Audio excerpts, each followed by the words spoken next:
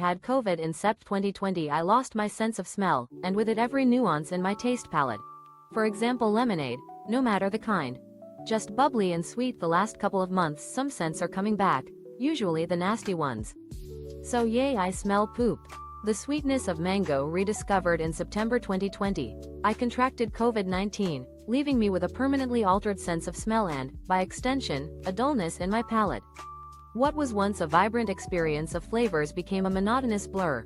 A perfect example being lemonade, which, regardless of its type, was reduced to a simplistic sweetness and effervescence. Over the past couple of months, I've started to regain some of my sense of smell, but unfortunately, it has been the pungent and unpleasant aromas that have returned first. The ability to detect unpleasant odors like waste is certainly a welcome, yet unwelcome, development. Today, however, something extraordinary happened. I finally experienced the taste of mango as it was meant to be. No longer was it just a generic sweetness and texture, but a symphony of flavors and memories that transport me to a place of joy and serenity. As my favorite fruit, mango was supposed to evoke the essence of summertime, carefree happiness, and paradise. And, after over 1.5 years of deprivation, it finally did. It's a trivial thing, perhaps, but the sheer magnitude of this moment has brought me to tears. For the past AITA for cornering my husband, my H and I have 2 kids together, 3F and 2 months. I had the kids over at my mom's most of the day yesterday, leaving him free to do whatever he wanted minus a few small house chores. When I got home, the baby needed a bath. My 3-yo wah, am I the asshole for pressuring my husband? My husband and I have 2 young children, a 3-year-old daughter and a 2-month-old son. Yesterday, I left the kids at my mom's house for most of the day, giving my husband some freedom to do as he pleased, with only a few light household tasks left undone. Upon my return home, it became apparent that the baby needed a bath. I suggested to my 3-year-old that she go and entertain herself with her father while I attended to the baby's hygiene. However, my husband reacted with hostility towards me, claiming that I had forced him into spending time with our daughter, which he termed as being cornered. The situation rapidly escalated into a massive argument. Did I overstep my bounds? AITA for telling my black friend she'd be able to get any man? My friend, Black 21F, and I, Asian 19F, are both college students, and we met during a mentoring program. We've become kind of close and she let me know she has been crushing on this white man. She told me, duh, was I the asshole for minimizing my friend's fears? My friend, Black 21F, and I, Asian 19F, are both college students who met during a mentoring program. We've developed a close bond and she recently confided in me about her attraction to a white man. She expressed her doubts about pursuing him due to concerns about racial differences and stereotypes. However, I responded by telling her that any man would be fortunate to have her, implying that her feelings wouldn't be reciprocated. My friend became upset as she felt that I was dismissing her valid experiences and biases as a black woman. She believed that I should have taken her concerns seriously instead of offering an overly optimistic perspective. TLDR AITA for telling your friend that any man would be lucky to have her, minimizing her concerns about racial differences? My BF comes 9 times in a couple hours. Is this normal? When do you think the max will be reached? When we go for an hour, he comes around 4 times. If we go for 2, it's around 7 to 8, and yesterday we went for about 2.5 hours and he came at least 9 times. As far as we can are, my partner's sexual endurance seems almost superhuman. Recently, we've noticed a significant increase in his stamina. In 60 minutes, he's capable of releasing semen around 4 times, whereas 2 hours yields 7 to 8 episodes, and in our last session, which lasted approximately 2.5 hours, he managed to climax at least 9 times. The quality of our intimate encounters has been consistently improving, and we often reach orgasm simultaneously. I'm struggling to comprehend the extent of our heightened intimacy and the frequency with which we're experiencing climax. In fact, I might be reaching orgasm more often than him. I'm left questioning whether our experiences are within normal parameters for both of us. I simply had to express my astonishment and share this unusual phenomenon with someone. TIFU by playing with my wife's dough happened recently. The wife has pinched off a couple of kids, so her stomach is not taut. Anyway, we were getting a bit froggy and, instead of thinking with my smaller brain, my actual brain decided it would be funny to knead her stomach. The dough debacle. A tale of needed folly. It occurred recently. My wife, a seasoned mother of two, has been through a few rounds of childbirth, and as a result, her midsection isn't as smooth as a freshly baked loaf. My partner and I were in a playful mood, but in my zeal to entertain, I overstepped the boundaries. I began massaging her stomach as if it were a lump of pliable dough. "What are you doing?" she asked, a hint of annoyance creeping into her voice. "Kneading the dough," I replied, attempting to keep the levity alive. If facial expressions could be deadly, I'd be a goner.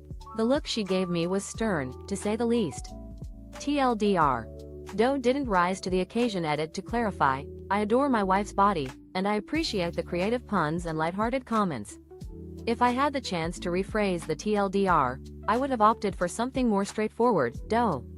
Dead sister being sued. My sister died 14 months ago. She lived with my mom, who has not been in her right mind ever since. A process server handed my mom a debt collection lawsuit the other day, and I'm not sure how to handle it. Only my sister is named. We never did anything.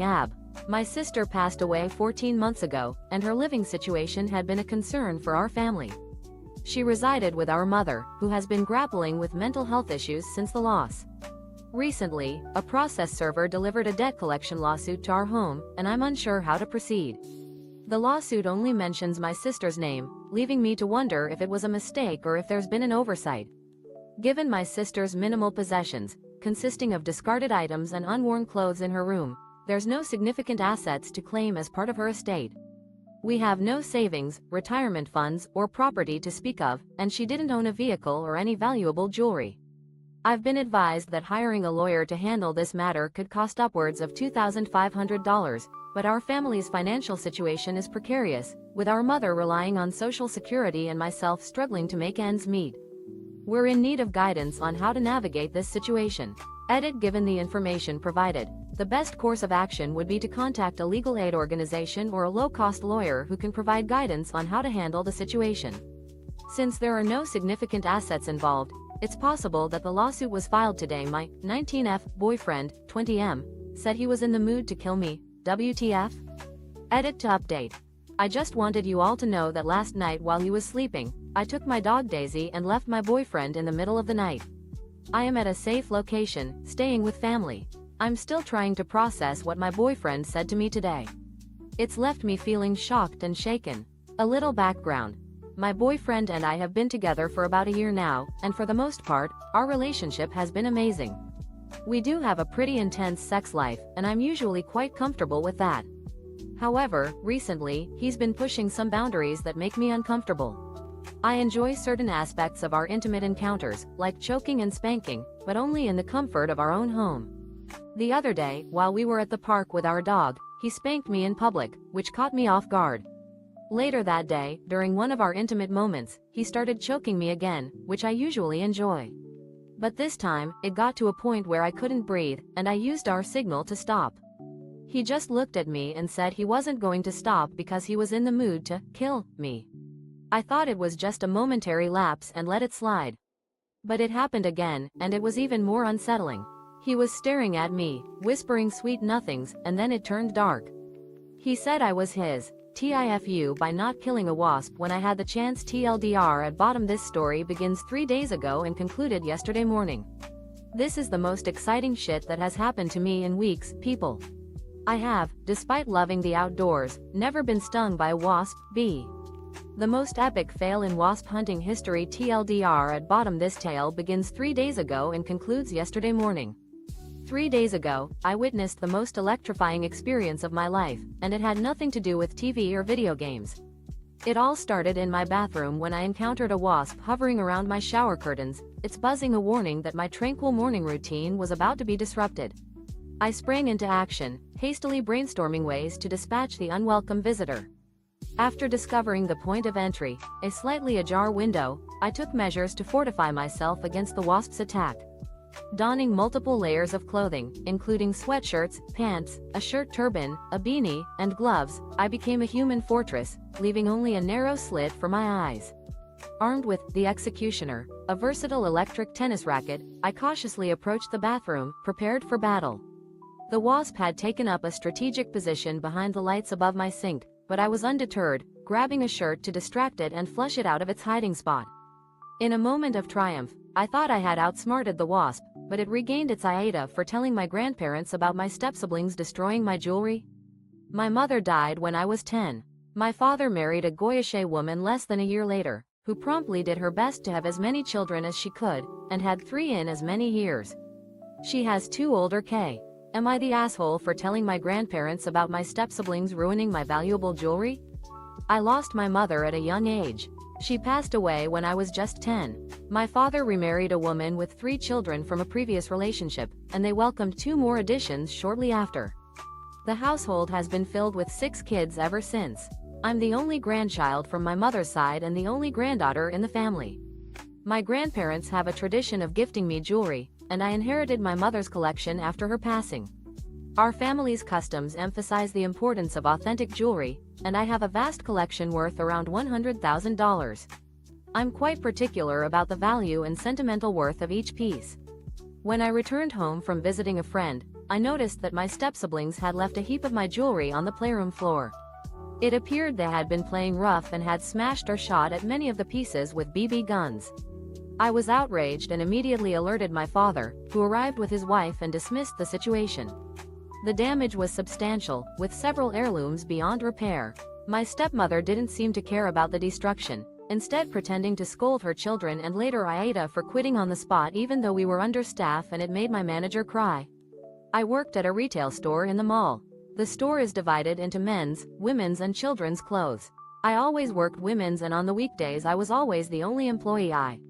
Was I in the wrong for walking out in the middle of my shift due to my manager's questionable behavior and leaving the store shorthanded? I worked at a retail store in the mall, which was organized into distinct sections for men's, women's, and children's clothing. During weekdays, I was often the sole employee in the women's department. On my last shift, 2 colleagues and I arrived for our scheduled hours. Our manager, Lisa, discreetly pulled me aside and mentioned that a person claiming to be my father had called the store 5 times, inquiring about my schedule.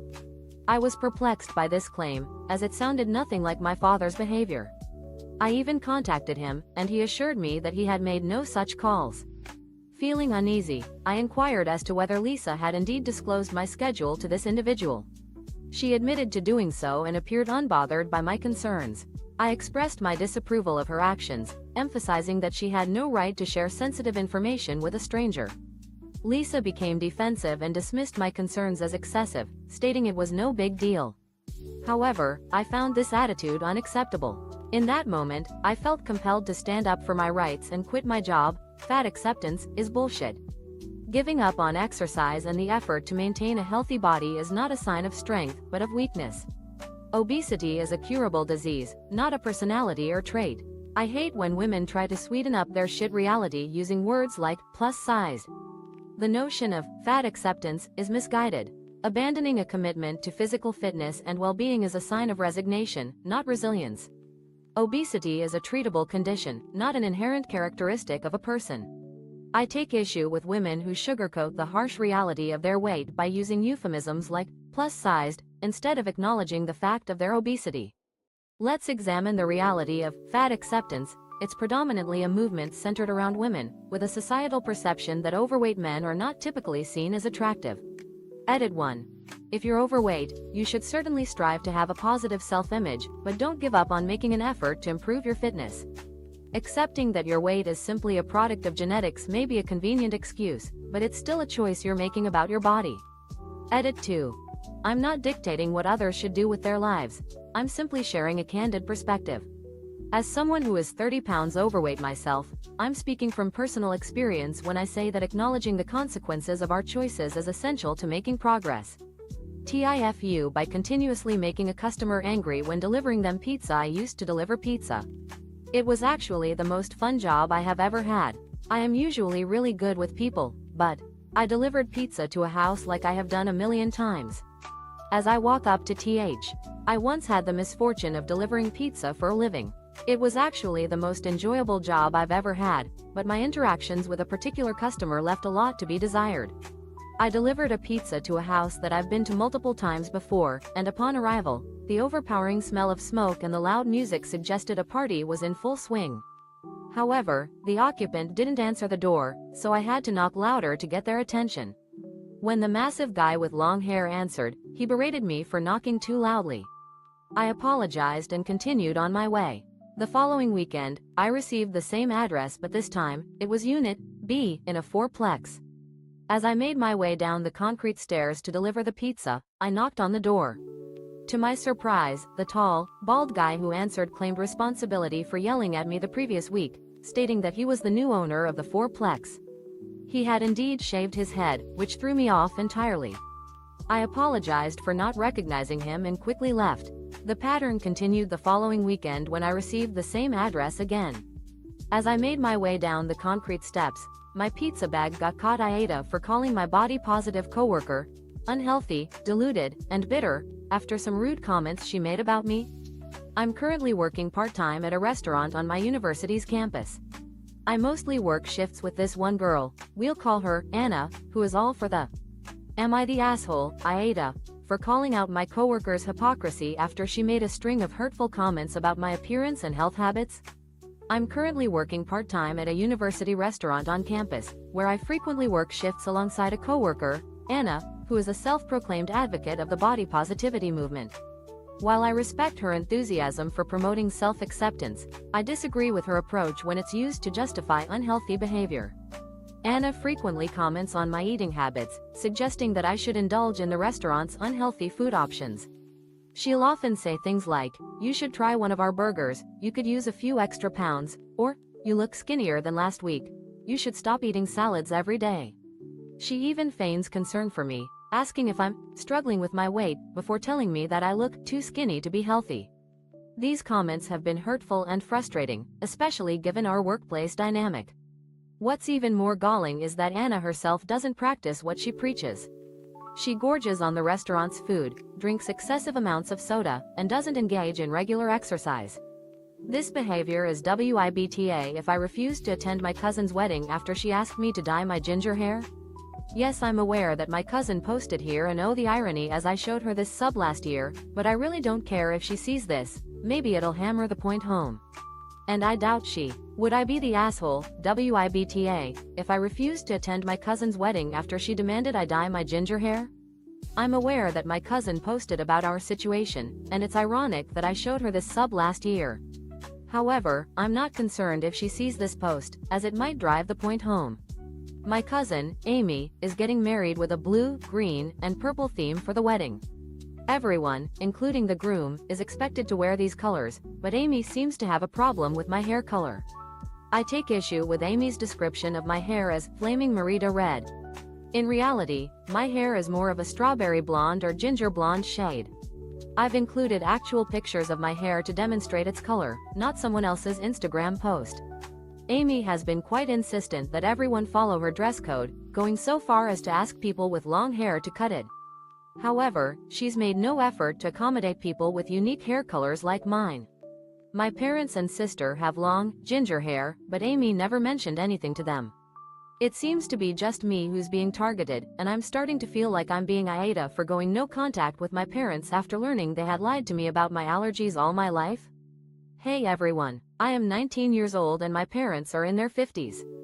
For as long as I can remember, I have been allergic to several things: dairy, wheat, flour, gluten. A difficult decision. Going no contact with my parents. I'm 19 years old, and my parents are in their 50s. For as long as I can remember, I've had various allergies that my parents have strictly managed. These allergies include dairy, wheat, flour, gluten, and legumes. Our household has been meticulous about avoiding these substances, often at the expense of social gatherings and birthday celebrations.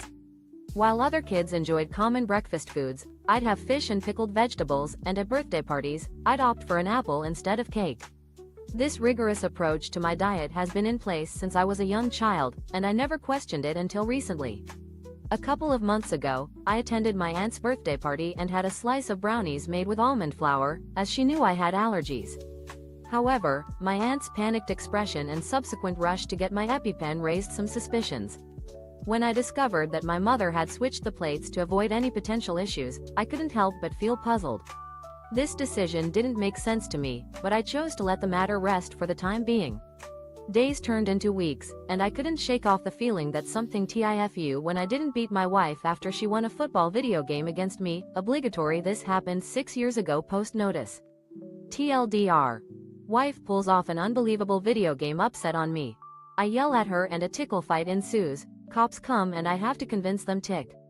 The time I fooled the police with a tickling session. Obligatory. This happened 6 years ago. Post notice. TLDR. I lose a heated video game to my wife. I yell at her, we engage in a tickle fight, and the cops show up, but I manage to convince them it was just a game. It's a typical Tuesday evening when my wife and I decide to pass the time before dinner by playing a game of Madden on our PlayStation. We're in a one-bedroom apartment, surrounded by neighbors on all sides, and I'm ahead in the game until my wife pulls off a miraculous comeback. She scores a touchdown, does an onside kick, and recovers it with just seconds left on the clock. Her final move is a 60-yard field goal, which she nails perfectly, securing her victory. Enraged, I jump off the couch, shouting, "What an unbelievable upset. You're kidding me, right? I'm going to take my frustrations out on you." My wife bursts out laughing, and I pounce on her, tickling her mercilessly. She tries to escape, but I chase her into the bedroom, still tickling her. After a few minutes of this tickle battle tifu by discovering a dark secret from a sex tape I made about 2 years ago, I was still living in my strict religious parents' house and the only way for me to find a place to have sex was to use my dad's office. My dad owns a small advertising business, so on some weekends, 2 years ago, I was living in my strict parents' house, where I often found myself sneaking into my dad's office to have sex. My excuse was usually that I needed to work on a project and needed better internet connection. One girl I was with at the time asked me if I'd ever made a sex tape, and I lied, saying no. She eventually convinced me to make one, and I did, but I hid it and never really went back to it. Fast forward 2 years, I'm now living in my own house with a girlfriend who's away for a few months. I was telling her about the sex tape and she asked me to delete it, but I decided to watch it one last time before getting rid of it. I was alone in my house, it was late at night, and I was smoking a blunt. I put on my headphones, started watching the tape, and began to jerk off. As I was listening to the sounds of the girl I made the tape with, I suddenly heard a deep voice in my head say, "Why? Why?" I was taken aback, panicked, and wondered if my conscience was talking to me or if my girlfriend was somehow magically aware of my actions. I tried to calm down tifu by buying a life-size sex doll. Obligatory. I bought it 3 days ago, but I just got it today. So, I have considered getting a doll before because y'all know, it's tits and ass on demand. I justified it by saying it'll save me time from having to go out and get girls. I made a huge mistake by buying a life-size sex doll. I finally got my life-size sex doll yesterday, but only 3 days after ordering it. I've often thought about getting one of these dolls because of their convenience. They offer instant gratification without the hassle of meeting someone in person. I also rationalized that it would be a good companion while I'm alone at home. However, after researching the $3,000 price tag of some of these dolls, I opted for a more affordable option that cost around $1,000. I didn't want to spend that much money on something I might regret. When the doll arrived in a large box, I was surprised by its weight. It weighs around 30 kilograms. I had underestimated the effort required to move it into my bedroom. Once I opened the box, I started removing the packaging, and my eyes landed on its feet, which initially caught me off guard. As I continued to unpack the doll, I was drawn to its synthetic breasts, which, while decent, couldn't compare to the real thing. I was excited to assemble the doll and was surprised to find that its head wasn't securely attached. After unwrapping the head, I attached it to the doll's body. To my 39M wife, 40F, slapped our daughter, 16F, after she came out as gay. I need help dealing with my wife and my daughter. I'm actually an immigrant from Mexico, so my English is average at best. I must admit that I was really homophobic and racist growing up. That was how My wife and I have been together for nearly 20 years. As an immigrant from Mexico, I've worked hard to adapt to my new life in America. My wife has been instrumental in helping me adjust, and I'm grateful for the positive impact she's had on my life. However, my journey hasn't been without its challenges. Growing up, I was raised with strong prejudices against the LGBTQ+ community. But as I've grown and learned, I've come to realize the importance of acceptance and understanding. My wife has been a constant source of support and guidance, and I'm proud to say that I've become a more open-minded and empathetic person because of her. Recently, our 16-year-old daughter came to us with news that she wanted to share. She told us that she's been thinking about her relationships and that she's realized she's gay. I must admit that it took some time for me to process this information, but I quickly reassured her that I love her no matter what and that she'll always be my daughter. I felt a sense of pride knowing that she trusts me enough to come to me with this news.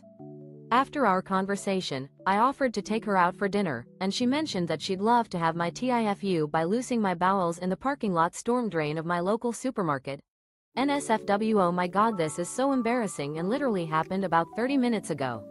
So I have bowel issues, clearly, and I range between super constipation or the exact opposite. I am 39F and W. Totally fouled up, TIFU, in my local supermarket parking lot storm drain. Oh my goodness, this is absolutely mortifying, and it happened just about 30 minutes ago. It's no secret that I have bowel issues, and I seem to switch between being extremely constipated or the complete opposite. At 39 years old, I've experienced both ends of the spectrum, and tonight I was dealing with the plugged-up issue for days. I decided to drive the 2 miles to the 24/7 grocery store to grab some suppositories or laxatives, hoping to alleviate my discomfort. It was 3 a.m., so I thought I'd be in and out quickly with minimal people around. As I was driving, I felt an intense urge to go, but my body was still struggling to move things along. I was close to the store and realized I wouldn't make it home in time, so I mentally prepared to dash to the bathroom as soon as I arrived. However, the bathroom was located at the back of the store, and my situation was becoming increasingly dire. I was sweating, crying, and panting, trying to control my breathing as I sped through the parking lot. I was planning to pull behind the store and find a secluded AITA for giving back everything my family bought for my son. My wife and I welcomed our son into the world early this month. Prior to his birth, we had been given a lot of very nice clothes and toys by my parents for him. My mill also made some pretty incredible clothes and blank. Am I the asshole for taking back the gifts my in-laws gave my son? My wife and I recently welcomed our son into the world. Prior to his birth, my parents and my mother-in-law had given us a substantial amount of clothing and toys for him. My mother-in-law, in particular, created several exquisite handmade garments and blankets, which hold sentimental value for her due to her own challenging childhood. My wife's family struggled with poverty for a significant portion of her life, with her father abandoning them and leaving her mother with a substantial amount of debt. My mother-in-law's resourcefulness and love helped to provide for her children, often creating their clothing herself to save money and avoid potential bullying. These handmade items have become treasured possessions for my wife, reminding her of the love and effort her mother invested in them. However, after our son was born, my mother-in-law visited us with a bag of store-bought clothes, claiming she wanted him to have more. I noticed her appearance was slightly guilty, and when my wife took a nap, I inquired about the situation. Initially, she explained that she simply wanted her grandson to have more clothes, but she later apologized for embarrassing us. I discovered that her behavior was prompted by my AITA for telling the judge of a scholarship competition that if she already knew who she wanted to win, to cut the crap and just let us all go home. I'm in high school, we had a final presentation before winter break, and we had judges from the community come in to reward the B.